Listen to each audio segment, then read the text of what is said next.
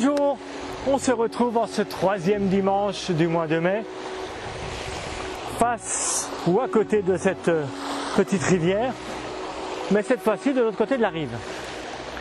En ce troisième dimanche du mois de mai, c'est notre rendez-vous et on va parler de progression. Avant toute chose, sachez que j'espère que vous avez suivi mes conseils, que vous avez commencé à courir tout doucement, 10 minutes en marchant, 10 minutes en courant, recourant, remarchant. Surtout, j'espère quand même que vous avez acheté mon livre sur la méthode d'entraînement par cycle, que vous avez pu suivre les premiers conseils, c'est-à-dire aller voir votre médecin. J'espère que vous l'avez fait. Si ce n'est pas fait, allez-y tout de suite. Comme ça, il va vous faire un petit bilan. Vous êtes allé faire quelques petites courses, des petites chaussures, un short ou un cuissard, un débardeur, enfin des petits vêtements qui vous servent à courir. Et puis surtout, j'espère que vous avez pu investir dans une montre cardio-fréquence-mètre. Ça, c'est important parce qu'elle vous permettra de mesurer votre intensité d'effort. C'est une notion à laquelle on va parler cette fois-ci aussi. Oui, nous allons parler d'intensité, nous allons parler de progression. La progression, c'est quoi? C'est pouvoir courir un petit peu plus vite sur la même distance. C'est pouvoir courir aussi plus longtemps.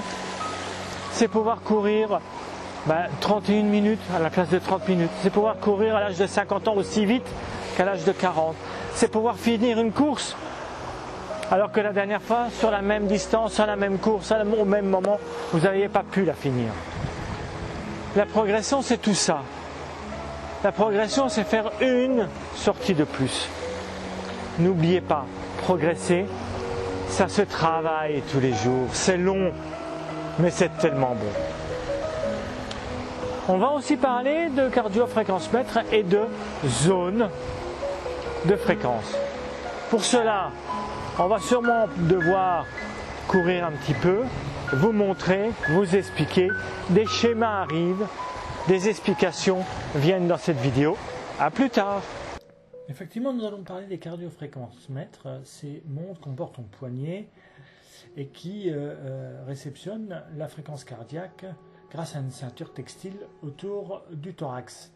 Parmi les grands constructeurs, nous avons Garmin, Brighton qui fait des montres accessibles et bien faites, le géant qui est Decathlon qui est avec ses montres Geonaut, un petit plus confidentiel qui est la maison Oregon Scientifique, Timex avec sa montre extrêmement connue Ironman, TomTom qui arrive sur le marché avec des montres très bien faites, très bien équipées, et bien sûr le géant du cardio-fréquence-mètre Polar. Tout cela ont des zones d'intensité de travail, des zones d'intensité d'effort qui sont réparties soit en 3, 5 ou 7 zones. La plus connue, c'est les 3 zones, endurance fondamentale, douce et résistance dure. Et Polar, lui, comme Garmin, a sorti un tableau avec 5 zones d'intensité. Brighton, lui, pour se différencier, a sorti 7 zones d'intensité, comme pour les cyclistes. Bon, j'espère que vous avez pu courir. Vous avez vu que tout le monde a sa petite montre cardio, etc. Vous avez pu courir, vous avez pu prendre la dimension, vous avez pu voir les zones d'intensité de l'effort.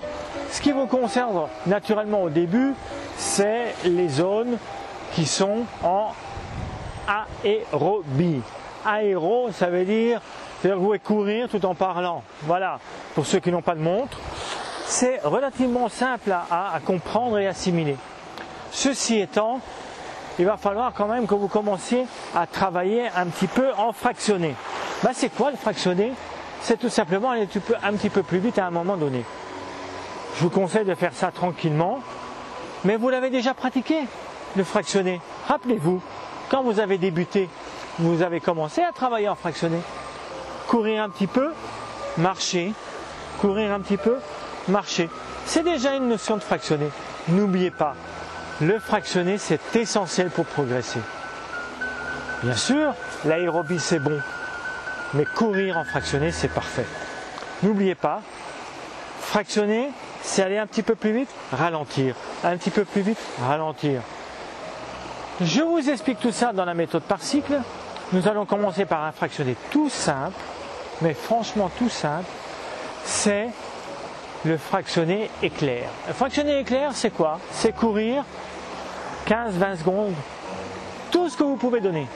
Mais alors, tout ce que vous pouvez donner, puis tout d'un coup, 1 minute tranquille. C'est courir extrêmement vite, puis alors 1 minute tranquille. N'oubliez pas, ça c'est le fractionné. On y va? On va faire un petit cours de fractionné? Allez, c'est parti. À plus.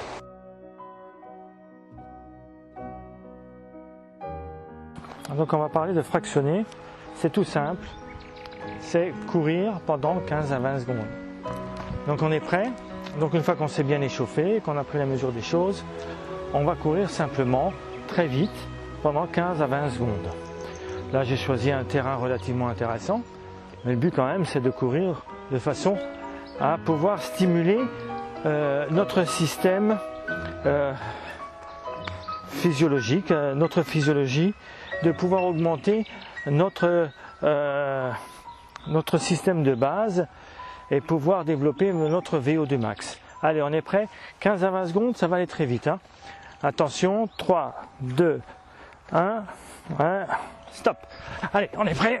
Tout, très vite.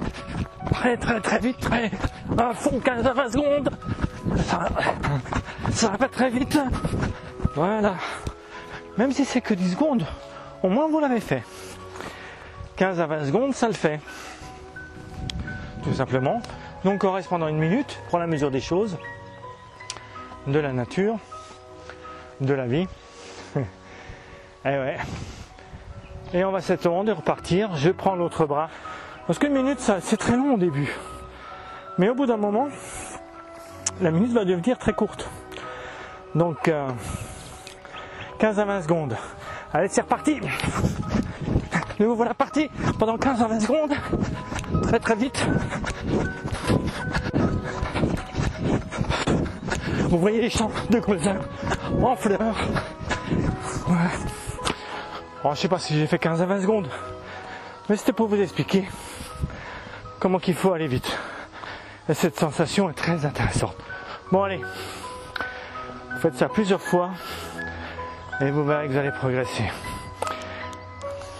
Attention, on est prêt pour affronter de grandes choses ensemble. Ciao!